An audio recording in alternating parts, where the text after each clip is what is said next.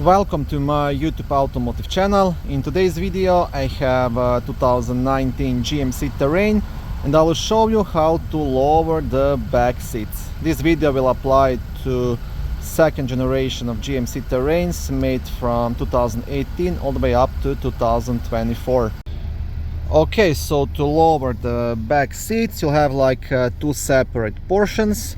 To lower each portion you will have like a small lever here on the top. You wanna pull it and the seat will come down, right?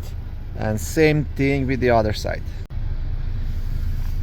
So lever on the top and the seat goes down, and that way you can get really lots of cargo space if you don't have passengers in the back. Now to lift the seats you don't have to do much, you just have to kind of push it in to the place. You just want to be careful, pull the seat belt over the seat, right, so it doesn't get stuck. But that's it.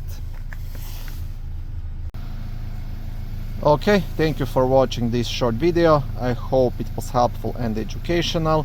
If it was, please like it and consider subscribing to my YouTube automotive channel. On my channel there is lots of how-to videos, do-it-yourself videos, car reviews, product reviews and other similar automotive topics.